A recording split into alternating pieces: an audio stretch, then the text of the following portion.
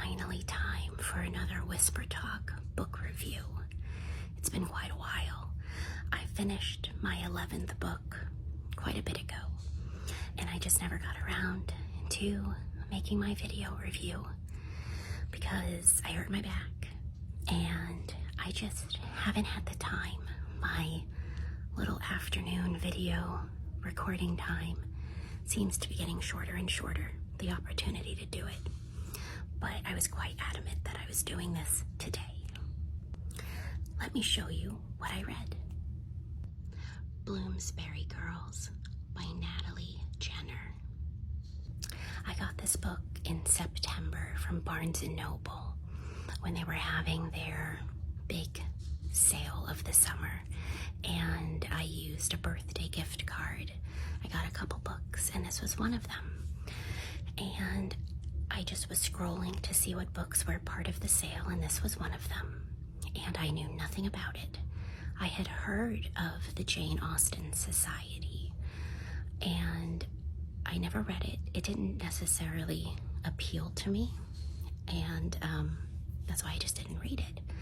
So when it said this was the author from it, I didn't realize that this was actually book number 2 in the series. I didn't realize it was a series. So at first I was a little worried I was going to get lost, but luckily I didn't. You don't necessarily need to have read the first book, the Jane Austen Society, in order to read this book. There's a couple characters who were in that book who show up in this book, but I was able to still understand everything without needing to have read the first book. All that being said, while I enjoyed Bloomsbury Girls, it isn't making me run out to go read the Jane Austen Society any faster than I normally would have, if ever do. This is a good girl power, women working and making something of themselves in spite of society type of book. So if you're looking for a book about, women making their own way and doing what they have to do to succeed, then I do recommend this book for that purpose alone. This book takes place in 1950 in London, so we're post-World War II. That means women who were once being called upon to be active in the workforce are now being told to go back home. They're being told to go back to their secretary jobs. And men are coming back full force, trying to dominate society and traditional roles. And the 3 women in this book are saying, no, I've had enough. I'm just looking over to remember the names, but we have Evie Stone, Vivian Lowry, and Grace Perkins.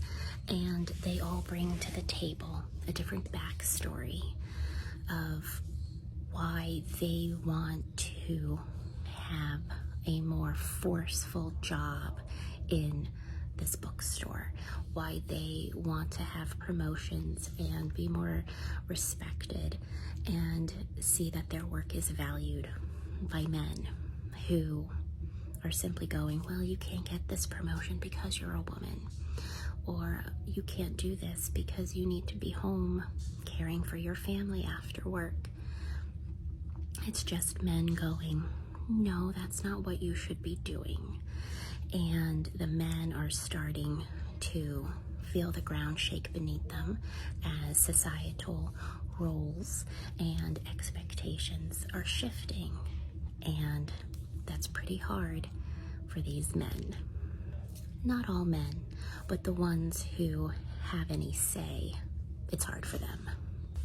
If you're also a fan of reading and seeing come to life literary greats and film stars and people who had quite a reputation during this time, if you want to see them interacting and playing a role in these 3 women coming up in the world, then this is kind of fun to read. Honestly, sometimes I felt like this was like the movie The First Wives Club with Bette Midler, Diane Keaton, and Goldie Hawn. It felt like that sometimes, and I'm dating myself because what is that, from like 1996 or something? But I kind of felt that vibe here. Just go with it. I will say the ending is very satisfying, and the ending is what really makes me feel like it's The First Wives Club. But it's very satisfying. Everybody's little bow on the presents get tied very neatly, and it just makes you go, huh, okay. And as much as I am pleased with a lot of things, it's also kind of unremarkable at the same time. I read it, and I didn't once feel compelled to keep track of any quotes. And while it was very interesting and a good read, it didn't leave me going, I gotta read more, I gotta wake up and read more. It was like, okay, I read a chapter, I read 40 pages, I'm good. So I don't know what quite to make of that. And like I said, I don't have any interest necessarily in reading the Jane Austen Society or checking out if anything follows up this book. I mean, if I come across it, I'll give it a try, but it's not high on my TBR or anything like that. So that's about it. And like I said, I don't have any quotes, so when I sign off here, that's it. But yeah, that is my 11th book of the year. So until next time, happy reading. Bye.